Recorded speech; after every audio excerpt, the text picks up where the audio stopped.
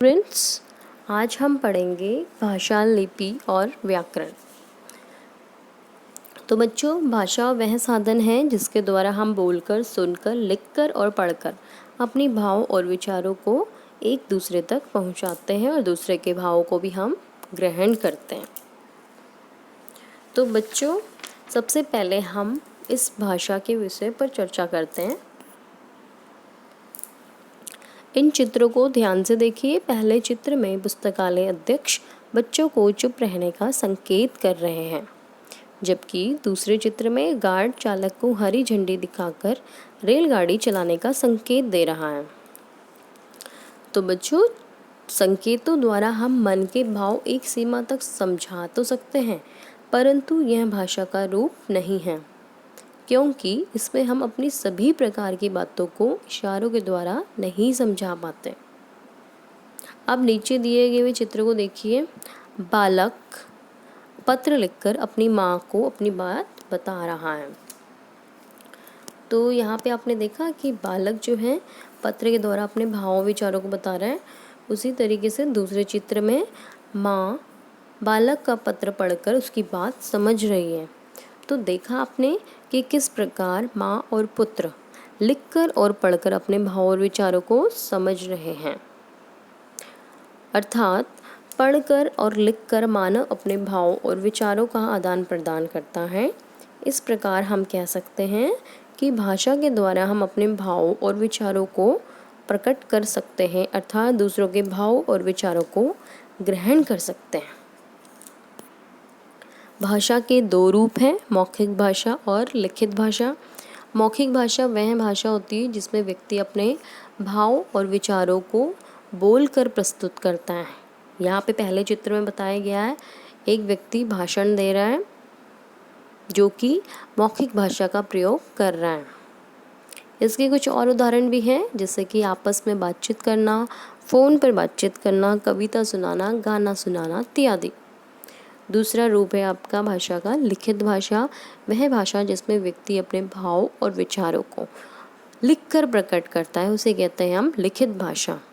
दूसरे चित्र में स्पष्ट है कि बालक पत्र लिख रहा है, तो वह लिखित भाषा का ही प्रयोग कर रहा है।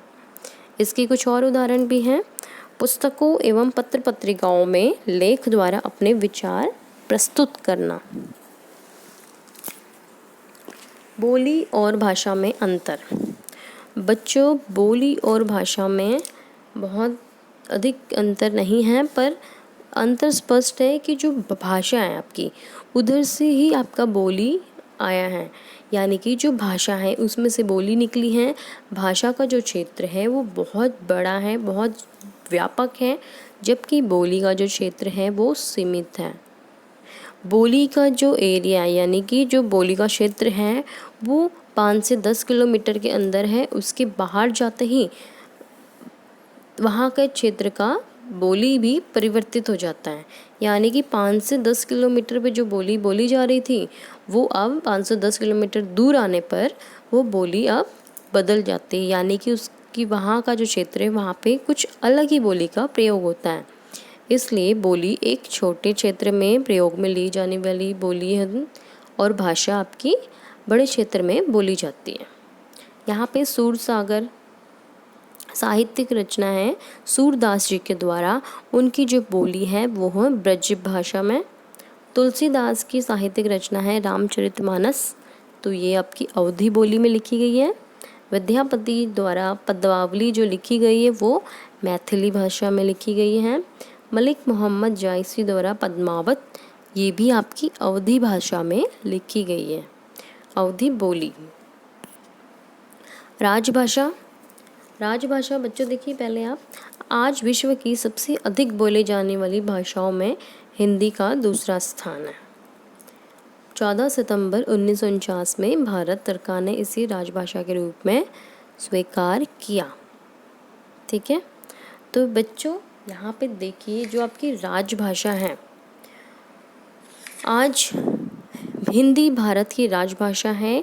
यह हिमाचल, हरियाणा, चंडीगढ़, दिल्ली, उत्तराखंड, उत्तर प्रदेश, राजस्थान, मध्य प्रदेश, छत्तीसगढ़, बिहार और झारखंड में भी राजभाषा का प्रयोग होता है, यानी कि हिंदी जो है यहाँ सब जगहों पर बोला जाता है।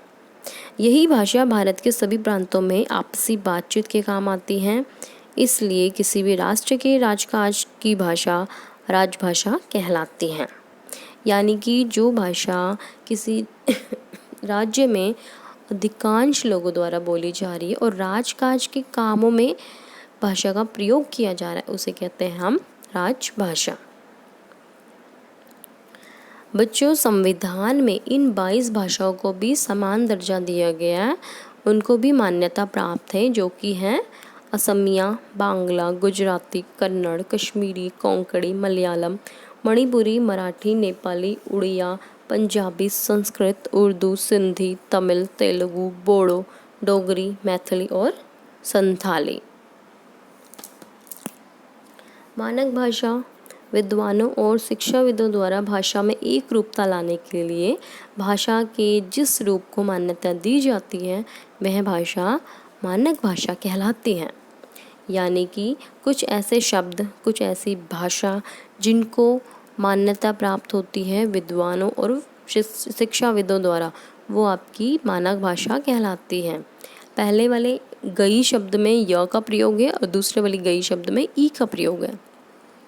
तो मानक रूप ई वाले को दिया गया है, उन्होंने मान्यता ई वाले शब्द को दिए, तो गई, तो ई के साथ आपका जब जुड़ जाता है ग, तो गई, उसे उन्होंने मानक रूप कहा है। शुद्ध में देखिए आप, द के साथ आपका ध छुपा हुआ है, तो जब हमने इनको पृथक किया, शु द के नीचे हलंत और ध, तो हमें स्पष्ट नजर आया कि शु द ध यानी कि शुद्ध। तो यहाँ पे आपका ये भी मानक रूप है। लिपि भाषा को लिखने के लिए निर्धारित चिन्हों को लिखने की व्यवस्था या तरीकों को लिपि कहते हैं। यानी कि हर भाषा को हम जब लिखते हैं तो उसमें अलग अलग प्रकार के चिन्ह, अलग अलग प्रकार के संकेतों का प्रयोग होता है, जिसे हम लिपि कहते हैं।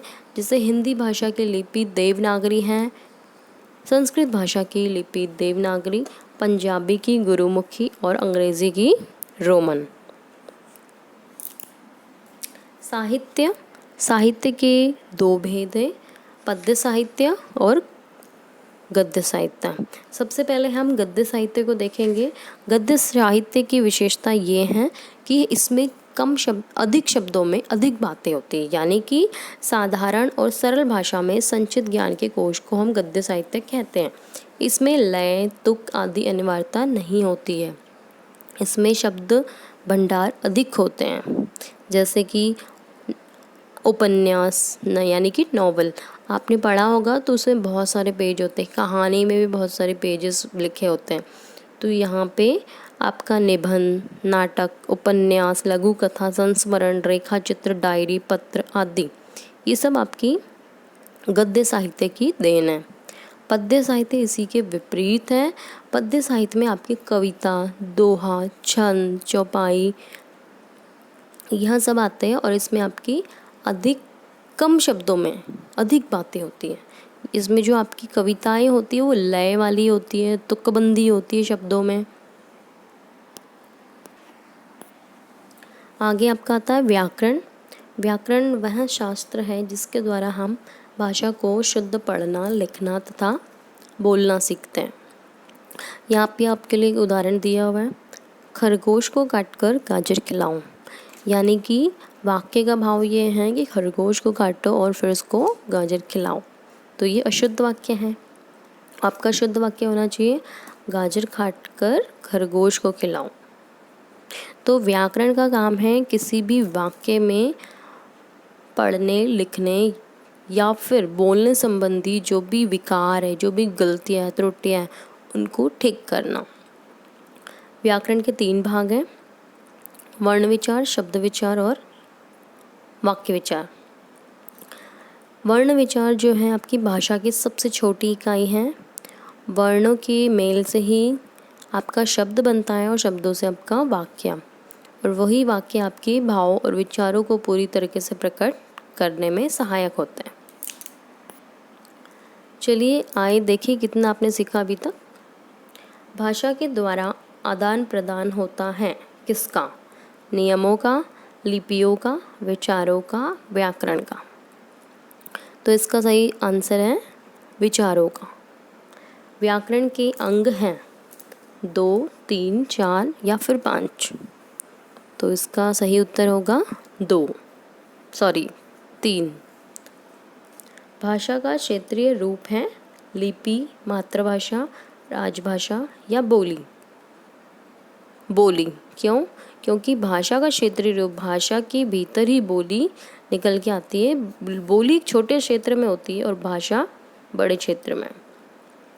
गद्य तथा पद्य किससे संबंधित हैं? व्याकरण से, मानक रूप से, साहित्य से और भाषा से। साहित्य से, क्योंकि साहित्य के 2 भाग हैं, गद्य और पद्य। पंजाबी भाषा की लिपि हैं गुरुमुखी, देवनागरी, रोमन या फारसी। तो इसका उत्तर होगा गुरुमुखी। तो बच्चों, आशा है कि आपको यह कक्षा समझ आई होगी। आपको जो पढ़ाया गया है वो सब कुछ आपको समझ आया होगा। बच्चों, मैं आपको इस पाठ के साथ और पाठ से संबंधित एक PDF फाइल भेज रही हूँ। उसमें आपको कुछ गृह कार्य दिया गया है, वो आपको इस वीडियो को देखने के बाद ही करना है और वो आप गृह कार्य को अपनी कॉपी में करेंगे। आज के लिए इतना ही। धन्यवाद।